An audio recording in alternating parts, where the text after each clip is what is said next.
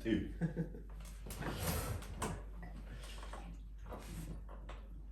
Un thé de lotus bleu.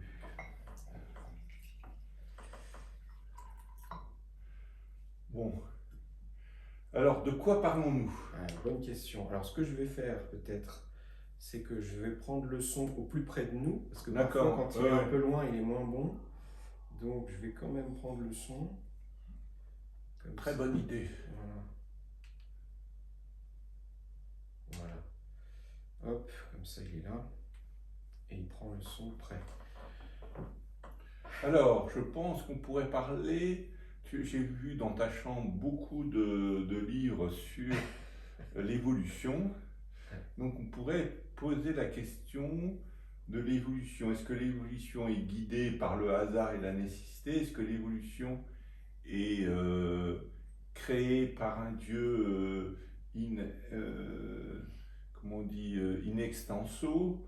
Ou est-ce que y a un mélange de tout ça, etc. Parce que je pense que aujourd'hui c'est un très grand débat, la question de l'évolution, à la fois parce que ça polarise les gens avec le côté traditionnaliste où les personnes veulent à tout prix que l'homme soit créé par Dieu, etc. Ce qui donne une dimension essentialiste à l'homme, mais aussi à chaque animal, à chaque archétype, etc. Le monde ayant été créé par Dieu de manière définitive, ça alimente le traditionnalisme, enfin ça alimente toute la vision du monde traditionnaliste, essentialiste.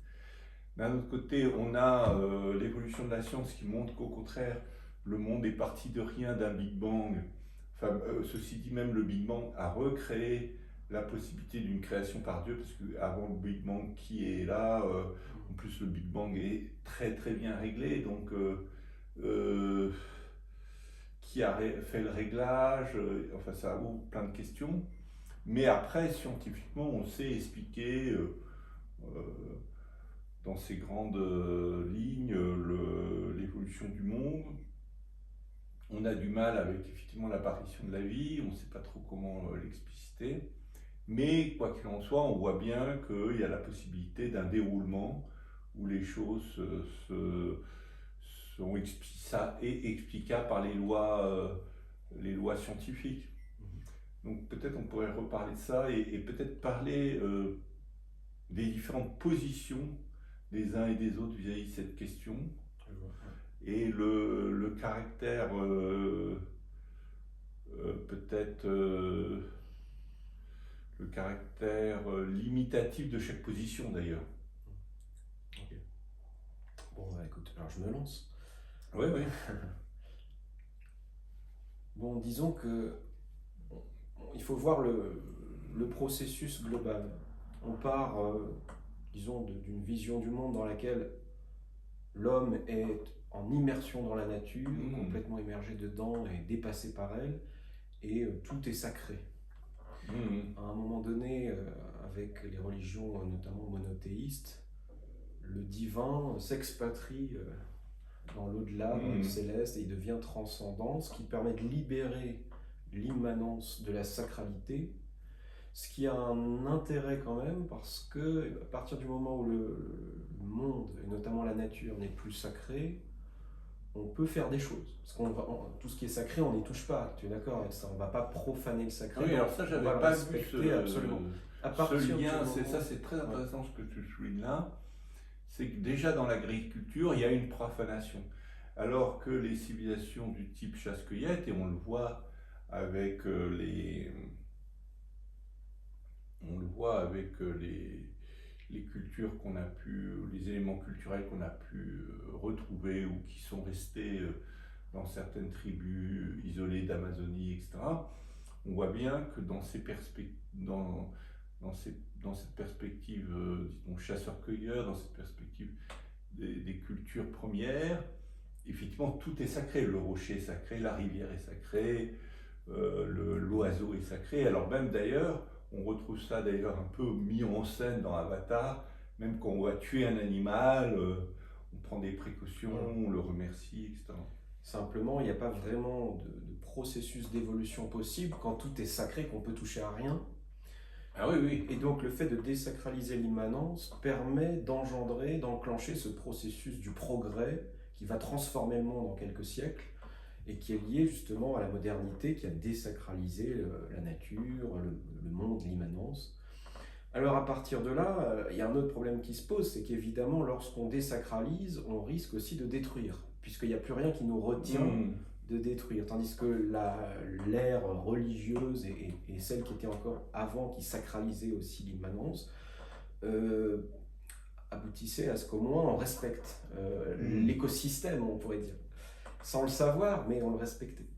Et donc, il faut trouver une sorte de dialectique entre ces deux polarités, que sont d'un côté le respect absolu mais sans évolution, et de l'autre côté une évolution qui peut détruire, mais qui permet quand même à l'homme d'exprimer son potentiel divin à lui, qui est justement le potentiel de divinisation et d'évolution constante, puisque le propre de l'homme, c'est l'évolution constante, justement. Alors, c'est là qu'il y a un intérêt de cette nouvelle culture émergente, ce nouveau paradigme, qui est de relier le spirituel et l'évolution. C'est-à-dire que là, au lieu d'avoir une évolution profane, purement matérialiste, on a une évolution qui intègre la dimension spirituelle. Et dans ce cadre-là, on va à la fois respecter l'holarchie de l'évolution qu'est la nature, mais en même temps, on va se permettre d'évoluer en coopération avec cette nature. Et donc là c'est un nouveau positionnement qui est en train d'apparaître, que les gens n'ont pas encore bien compris. C'est la possibilité d'une spiritualité progressiste. Aujourd'hui, nous n'avons que quasiment des spiritualités traditionnelles conservatrices d'un côté, qui bloquent l'évolution, et de l'autre côté, une sorte d'athéisme matérialiste qui a cette vertu d'être progressiste, mais qui nous amène au drame écologique qu'on connaît aujourd'hui, et qui n'est pas seulement un drame écologique, mais un drame de la reliance aussi aux autres et à soi-même. C'est un triple drame, destruction de la nature, destruction du rapport à soi et destruction de la relation aux autres. Et donc ce drame met en évidence les limitations de ce paradigme matérialiste athée. Alors il ne s'agit pas évidemment, là encore, de revenir au paradigme précédent, mais j'ai trouvé cette phrase l'autre jour en écrivant mon article là sur le passage de la rationalité instrumentale à la rationalité systémique, qui est de dire que, certes, comme disait Einstein, on ne résout pas un problème avec le niveau de conscience qu'il a créé, mais on ne le résout pas non plus avec le niveau de conscience qui le précédait. Ah bah oui, oui. Et donc, quel est ce nouveau niveau de conscience ? Et c'est là aussi que toi, tu as beaucoup travaillé et amené un certain nombre d'éléments sur quelle est l'identité de ce nouveau paradigme émergent. Voilà, mais en tout cas, je parlerai d'une spiritualité progressiste qui permet de concilier l'évolution de l'homme et la coopération avec la biosphère. Oui, alors donc, pour reprendre ce que tu viens de dire, pour un peu le résumer, il y aurait eu 4 phases. Une première phase avec une sacralité de tout qui correspond au chamanisme, voilà, aux cultures premières, où tout est sacré, et c'est des cultures qui évoluent, mais tout de même relativement lentement, mais par contre qui ont accumulé des connaissances sur la nature exceptionnelles, sur des millions quasiment sur des millions d'années, en tout cas c'est-à-dire des dizaines de millions d'années, voire des centaines de milliers d'années. Et puis l'apparition au moment du développement de l'agriculture des grandes religions, il y a à peu près 10 000 ans, on voit apparaître la structure des grandes religions qui à ce moment-là libère l'homme de cette emprise, en quelque sorte, même si le mot n'est pas obligatoirement adapté, cette emprise de la nature, cette emprise totale de la nature, où la seule chose que peut faire l'homme, c'est de rentrer en harmonie avec la nature. Et l'emprise de la religion aussi. Et à ce moment-là, on bascule dans une emprise de la religion. Alors, on passe du chamanisme à la religion, les religions s'imposent contre le chamanisme, très souvent. Et il y a tout de même un phénomène particulier qui est lié à ce processus, c'est aussi l'apparition de l'esclavage et de l'élevage, c'est-à-dire qu'on se met à capturer des animaux, à les domestiquer, et là aussi c'est une rupture par rapport à l'ordre naturel. Et l'homme lui-même, l'être humain, va changer d'identité puisqu'il est embarqué en termes d'identité dans des logiques impériales où il est d'une manière ou d'une autre asservi. Et même l'empereur lui-même n'est pas aussi libre qu'un homme sauvage, un homme dans l'univers sauvage qui va où il veut, etc. L'empereur, il est asservi à son territoire. Tout le monde se met à être asservi au territoire. Ces grandes religieux durent à peu près 10 000 ans. Il y a environ 3 siècles, il y a la Renaissance, il y a, il y a Descartes, il y a la science qui apparaît. Et là aussi, il y a quelque part une désacralisation complète à ce moment-là du monde, non seulement de la partie civilisée, mais sur l'ensemble de la nature, qui devient à ce moment-là une sorte de propriété exploitable de l'homme, in extenso.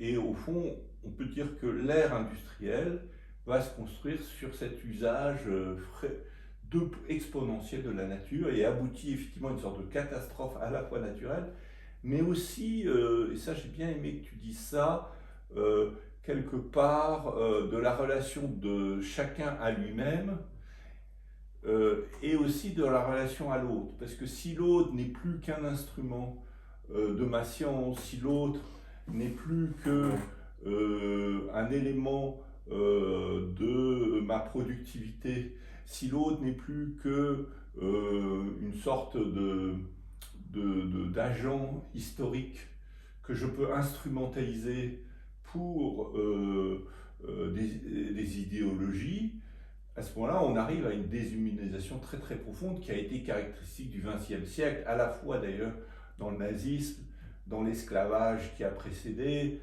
mais aussi dans le communisme. Enfin, il y a une relation de traitement des êtres humains qui va au-delà de l'esclavage, il me semble, de l'esclavage de l'ère agraire, parce que dans l'ère agraire, on a déjà des formes d'esclavage.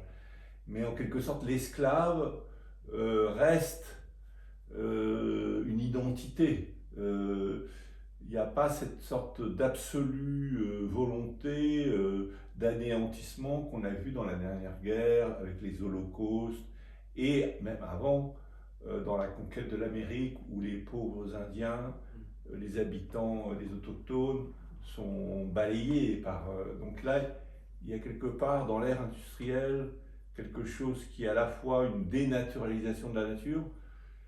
On déconstruit la nature, on déconstruit les identités, on déconstruit le sacré, et c'est vrai qu'on arrive à la fin, aujourd'hui, vraiment à une déconstruction complète qui crée des réactions essentialistes de retour néo-traditionnel à des valeurs pré-industrielles, et on le voit par exemple dans la question de l'avortement. En fait, il y a tout de même une réaction très très forte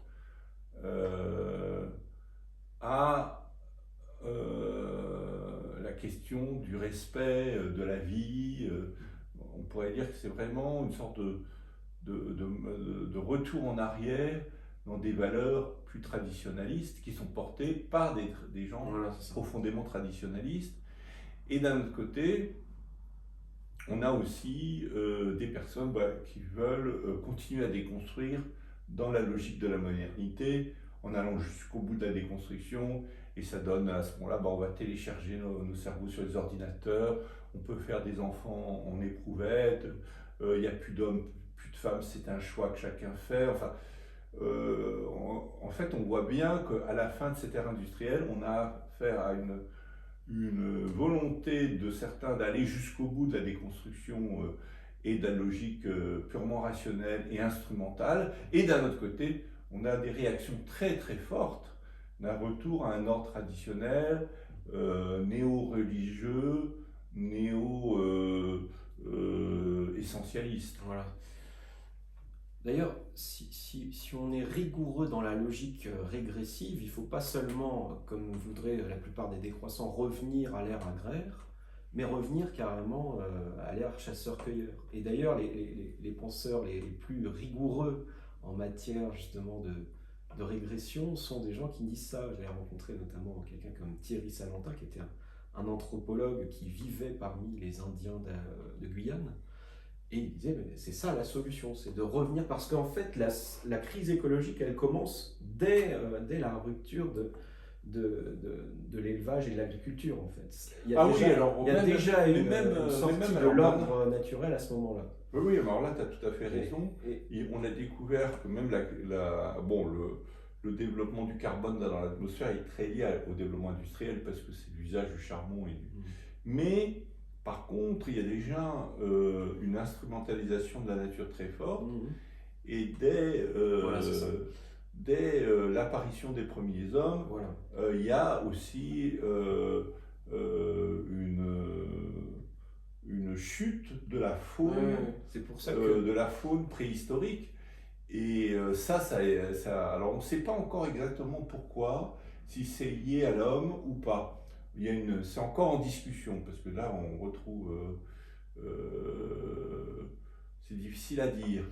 Mais on suspecte l'homme, et en tout cas au moment du néolithique, au moment où on développe l'agriculture, alors on voit déjà l'impact considérable de l'homme. Voilà, ça commence déjà. Et alors que l'homme n'est que quelques millions, enfin, et pendant 1 million d'années, on est moins d'1 million sur Terre. Donc, si vous voulez, alors pourquoi on ne peut pas revenir en arrière?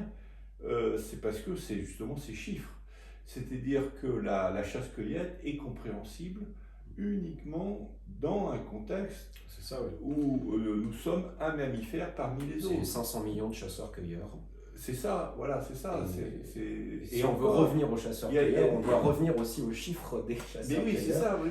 Et assumer la mort. Et même quand tu dis 500 millions, non, je pense que 500 millions, c'est justement le néolithique. Et d'ailleurs, il y a très peu de mammifères qui dépassent le million. Oui. Il n'y a pas des lions, il y a 1 million de lions, où, tu vois, déjà tu te dis... mais après, ce qui est important, en fait, puisque si tu veux, pour reprendre les chiffres, ce que je me rappelle, c'est qu'en 1850, on est 1 milliard. On est 1 milliard en 1800. Donc en 1850, on est 1 milliard. Donc avant, on n'est pas 500. Alors pendant le néolithique, à partir du néolithique, je pense qu'on commence à être des millions, mais ça se développe très très lentement. Et pour la raison il y a une raison très simple à ça que j'ai étudié, c'est qu'on a une famine endémique. Non, mais ce parce que je que veux dire, c'est que l'agriculture nous soumet à des variations, et comme on ne peut pas transporter la nourriture massivement, il n'y a pas le train, il n'y a pas le truc, les gens meurent sur place. Et donc en fait, de toute façon, la natalité est très... il y a une sorte de contrôle de la population à travers, d'ailleurs comme dans n'importe quelles espèces vivantes. Donc il n'y a pas... donc en fait, quand on reprend les chiffres, et c'est très intéressant parce que là, il y a vraiment eu des études de plus en plus poussées, historiques, sur les chiffres, sur les populations, etc., on s'aperçoit que pendant des millions d'années, parce que on date le premier homme à peu près ça dépend qu'est-ce qu'on considère le premier homme, mais on est entre 3 et 1 million d'années. Enfin, ça dépend à quel moment on considère que les proto-humains deviennent vraiment des humains, etc. Voilà. Et donc, après, c'est important d'avoir une logique équilibrée justement, parce que c'est la perception binaire des choses qui nous fait aujourd'hui fantasmer les chasseurs-cueilleurs comme étant un idéal d'écologie. Et donc on le voit très bien dans les milieux justement. Ah oui, alors les chasseurs-cueilleurs sont très intéressants. Maintenant, l'anthropologie, l'ethnologie nous permet de dire que les cultures de chasseurs-cueilleurs, les cultures premières, leurs traditions sont très intéressantes parce qu'elles sont les racines de tout le reste. Donc, au niveau anthropologique et au niveau historique, étudier sérieusement, mais enfin ça n'a rien à voir avec la manière dont les gens font des stages de chamanisme. Enfin, c'est toute une vie de travail approfondi, scientifique, de recherche anthropologique, ethnologique sur, par exemple, un type de culture bien déterminé, etc. C'est un travail très sérieux. Tous ces travaux sur les peuples premiers sont extrêmement intéressants. Mais ça n'a rien à voir avec, d'une part, le néo-chamanisme tel que on le voit se diffuser aujourd'hui à travers des personnages qui sont très sympathiques et qui ont le propre d'attirer le grand public sur des questions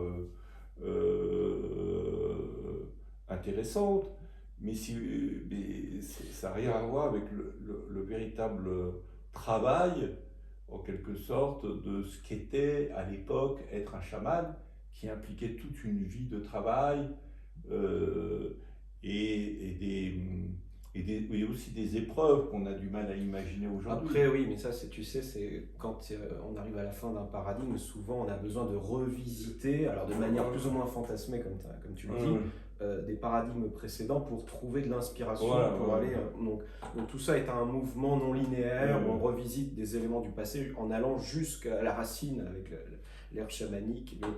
Mais il ne faut pas tomber dans cette espèce d'idéalisation fantasmatique de l'ère chasseur-cueilleur. Ni même d'ailleurs de l'ère élevage-agriculture.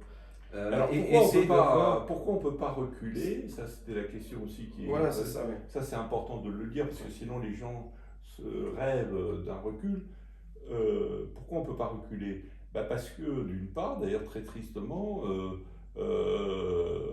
la situation planétaire s'est beaucoup détériorée, et que, en fait, les conditions de chasseurs-cueilleurs, même si on n'était plus qu'1 million ou 500 000, il n'y a plus du tout les animaux sauvages, on les a décimés. En fait, il n'y a plus du tout la situation qui permettrait même à quelques milliers d'êtres humains de vivre sur cette planète de la chasse et de la cueillette. On ne se rend pas compte, d'ailleurs, dans ce sens-là, on peut vraiment dire que l'époque chasse-cueillette, qui a duré encore une fois beaucoup plus longtemps que toute la période historique, parce qu'on parle au moins d'1 million d'années, parce qu'on déjà il y a 1 million d'années, on est déjà tout proche de l'Homo sapiens. L'Homo sapiens, il faudrait reprendre les dates exactes de l'Homo sapiens et de l'homme de Néandertal, mais il y a 1 million d'années, on a quasiment déjà les traces de feu, on a les traces d'une humanité qui est vraiment humaine, en quelque sorte. Oui. Mais pendant ce million d'années qui va courir toute la période avant le néolithique, qui va être la grande explosion agraire, qui d'abord est très lente, mais se développe finalement après de plus en plus, on a des cultures effectivement extrêmement sophistiquées et une richesse de musique, de tradition, sans doute extraordinaire, qu'on a complètement écrasé, oublié du fait de notre volonté de donner la place aux grandes religions. Et cette période est extrêmement intéressante à étudier et à explorer. Mais quand on regarde les conditions de la planète à cette époque-là, on a une planète quasiment vierge. En fait, on est dans le paradis. On a énormément d'oiseaux, de poissons. Il faut bien se rendre compte que l'homme, avant le néolithique, alors la planète était plus froide, hein, ceci dit, parce qu'il passait par des périodes de glaciation où la moitié de la planète enfin la moitié de l'Europe était sous les glaciers. Bon, c'était tout de même... Mais dans ce contexte-là, ça rendait aussi l'Afrique beaucoup plus habitable. Et au fond, ce qu'on appelle le désert du Sahara, a priori, a été un espace extraordinairement riche au niveau végétal, animal, etc. Et le Sahara ne se forme qu'au fur et à mesure que l'atmosphère se réchauffe. Mais pendant les périodes de glaciation, toute l'Afrique est à une température très agréable. Et on peut vraiment parler d'un Éden, parce qu'on a de la nourriture à foison, des paysages magnifiques. Alors, a priori, il semblerait que les êtres humains vivaient assez peu, vivaient assez peu longtemps. Mais est-ce que dans leur conscience à eux, ils avaient l'habitude de vivre 40 ans, 50 ans? Mais c'était aussi la durée de la vie de la plupart des animaux, des mammifères autour d'eux. Au fond, ils ne pouvaient pas envisager autre chose. Donc. Et effectivement, le jour où on se cassait la jambe ou qu'on était traversé d'une flèche, il n'y avait pas un hôpital sur lequel on pouvait se précipiter pour... bon. Mais néanmoins, dans leur perception à eux, peut-être qu'ils vivaient tout cela très très bien. Ouais. Après, je crois qu'il faut essayer de saisir euh, l'intérêt de la modernité. Et notamment ça, on en prend conscience quand on regarde les textes de Descartes. De voir, si tu veux, que quand on dit, quand Descartes fait le projet de la modernité qui est de se rendre maître et possesseur de la nature, c'est pas parce qu'il est méchant, comme diraient certains écolos. Euh, c'est parce qu'on est dans une période de famine et d'épidémie constante, chaque année, et qu'à un moment donné, la pensée de l'homme en vient à se dire il faudrait quand même peut-être un peu mieux comprendre la nature pour maîtriser ses lois et pouvoir l'exploiter au mieux pour améliorer la condition de l'homme. Et ça, si on lit le paragraphe entier dans lequel Descartes formule son projet, c'est très présent. C'est améliorer la santé, la condition de vie des hommes. Et donc, ça, c'est le projet de la modernité. Évidemment, à l'époque, la problématique écologique, elle n'existait pas. On n'était pas encore confronté à la problématique de notre expansion illimitée, etc. Oui, alors là aussi, l'histoire quantitative nous apporte plein d'éléments. Et là où tu as tout à fait raison, c'est que pendant toute la période agraire, on a des périodes de bombance où tout va bien. Il y a même des décennies, voire des siècles où la situation est particulièrement bonne. Mais il y a aussi des années où il y a la grêle. Tout simplement, la moisson est détruite. Et là, l'histoire nous montre qu'effectivement, n'ayant pas de moyens de transport massif comme le train, et le train va totalement changer. En fait, l'apparition du train est le début de l'explosion de la population. Mais jusque-là, et pourquoi? Parce que brusquement, à travers le train, on peut déplacer massivement la nourriture. Donc il n'y a plus de mortalité infantile et des vieillards. Parce que qu'est-ce qui se passait dans les familles? En fait, les enfants mouraient parce qu'on les sacrifiait, et les vieillards mouraient parce qu'on les sacrifiait aussi. Et là, il y a un point important, c'est de comprendre que c'est par l'interdépendance, justement, qu'on met fin à la famine, etc. Oui, alors qu'aujourd'hui, la mode qui est de revenir à l'autonomie, à l'autosuffisance, en croyant que c'est ça la résilience, nous ramène dans des conditions qui sont en fait sans aucune résilience, parce qu'à partir du moment où on compte que sur notre autonomie, et plus sur la mondialisation, l'interdépendance, à ce moment-là, à la moindre famine, au moindre problème de récolte, on n'a aucune résilience. Donc la résilience, en réalité, elle est accrue par la modernité. Mais bien sûr, la modernité a permis, et il faut voir aussi que c'est pas simplement la résilience, c'est que tout simplement les conditions de 90% de la population dans les sociétés agraires étaient catastrophiques.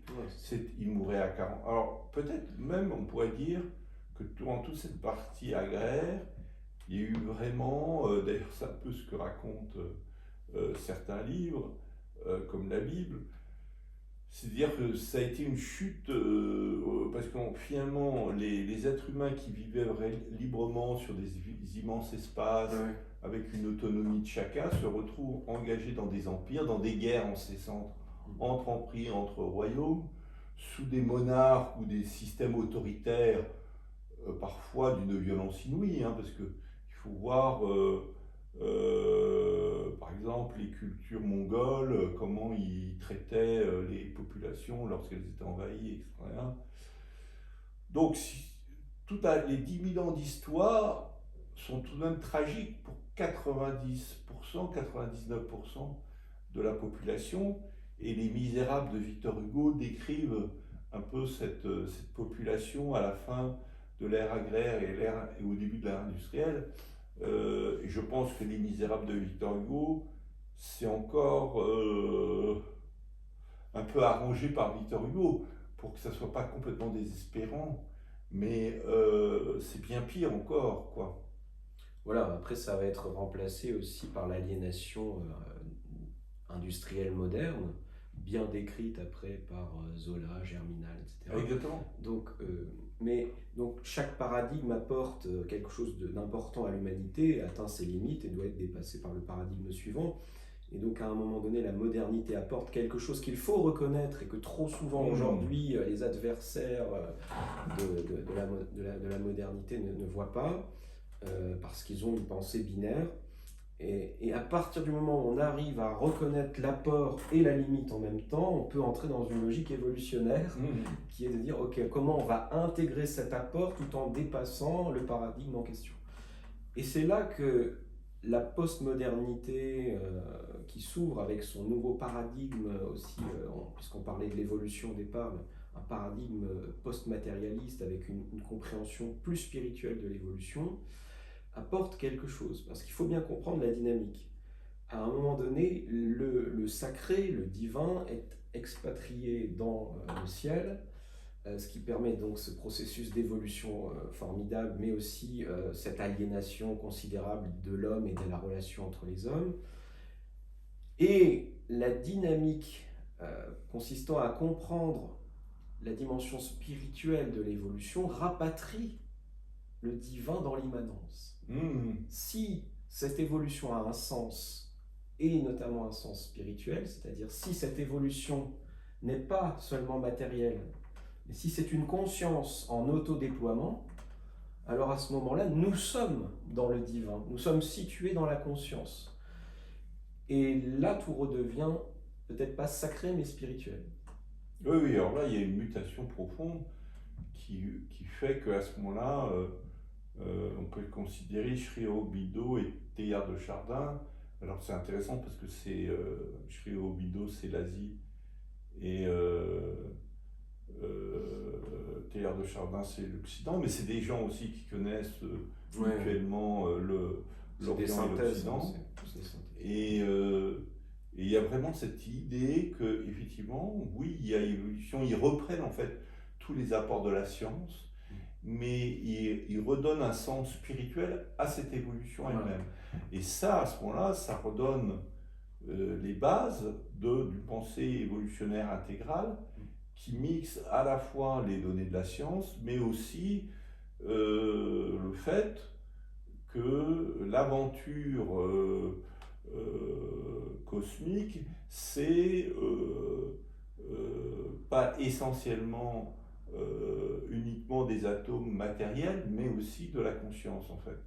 Et c'est cette rencontre entre la conscience et la science qui marque un peu ce qu'on peut appeler le nouveau paradigme, mais qui reste encore à définir. Oui, et là il y a un élément, une subtilité très importante à comprendre, c'est que dans ce nouveau paradigme, ce qui est spirituel, c'est l'immanence, mais ce n'est pas une immanence statique. Oui, donc elle ne va pas imposer un respect d'un ordre statique qu'il ne faudrait surtout pas perturber, puisque ce qui est spirituel dans ce processus, c'est l'évolution elle-même. Donc l'homme, en tant qu'agent de cette évolution, a le droit d'y participer, justement. Non, c'est même pas il a le droit, il a le devoir. Il a le devoir, oui. Il est supposé être la pointe fine de cette évolution. Et donc il y contribue, et le sens spirituel de sa vie, c'est d'y contribuer. Et donc là, on a la réconciliation entre ce qu'avait apporté la modernité, à savoir cet élan d'évolution progressiste, et en même temps la dimension spirituelle qui invite à un respect de l'équilibre. Et dans cette dialectique-là, il y a un nouveau paradigme qui se forme, qui est inédit dans l'histoire, avec la possibilité d'aller loin dans le processus d'évolution et d'y contribuer, mais en co-création avec la nature. C'est pour ça que j'aime bien dire, on doit passer de maître et possesseur de la nature à élève et co-créateur de la nature. Et co-créateur, ça veut bien dire ça, c'est-à-dire que on co-crée, c'est-à-dire c'est en coopération avec la nature et en compréhension de l'équilibre naturel.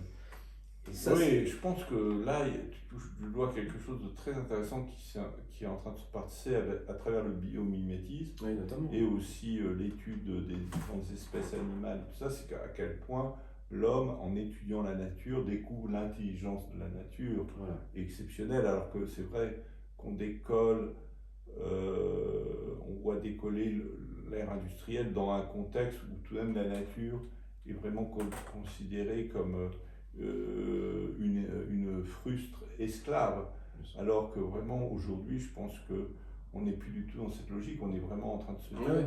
comment pouvons-nous penser notre évolution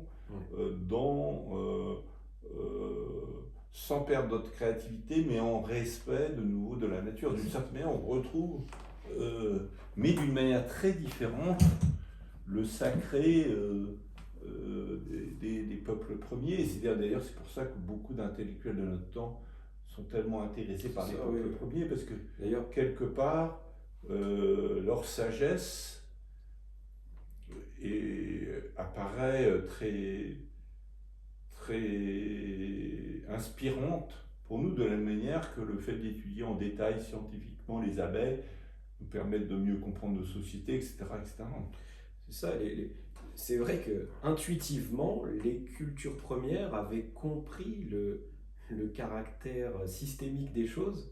Elles ne l'avaient pas conscientisé, conceptualisé, mais elles l'avaient intuitivement saisi, et elles comprenaient que tout est interdépendant et que donc la vie de l'homme dépend du reste, et que ce qu'on fait à la nature, au final, on retombe sur l'homme.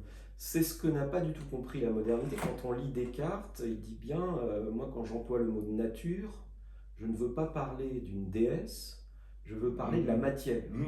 Et quand il dit ça, bien sûr, il y a tout le projet de la modernité dans ce mot-là. Si la nature est une matière, elle est aussi une matière première, exploitable en cela.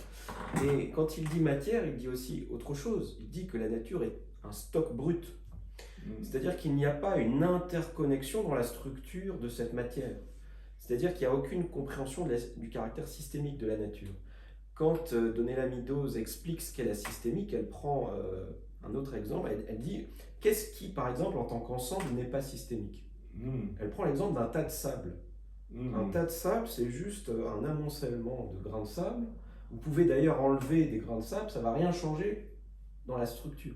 Tandis que si vous prenez un corps qui est un véritable système, vous enlevez un organe, tout le reste va soit aller très mal, soit carrément dépérir. Et ça, c'est parce que c'est une logique de système. Et donc, quand on dit la nature n'est qu'une matière, on ne comprend pas sa structure de système. Et c'est là que la rationalité... D'ailleurs, ça correspond à l'époque où le référent et les outils les plus avancés technologiques de l'époque, c'était les horloges. Et d'ailleurs, on donne aux Chinois, quand on essaie de les séduire, des horloges, parce que pour nous, c'était le comble de la technologie, c'était la mesure du temps. Qu'on met d'ailleurs au sommet de nos églises aussi. Enfin, c'était intéressant, cette place des horloges au XVIIe, au XVIIIe. Et le monde est une grande horloge. Ah oui, et donc on peut prévoir aussi qu'est-ce que serait le monde demain. C'est le mécanisme. Il y a la métaphore mécanique, ouais. et qui explique sans doute le caractère quasi religieux avec lequel on va étudier la mécanique. Et les grands prêtres de l'ère industrielle, c'est des ingénieurs. On peut dire ça. Ouais. Mais écoute, on peut peut-être s'arrêter là. C'est une première étape parce qu'il faut mieux avoir des vidéos assez petites. Donc je vais m'arrêter là.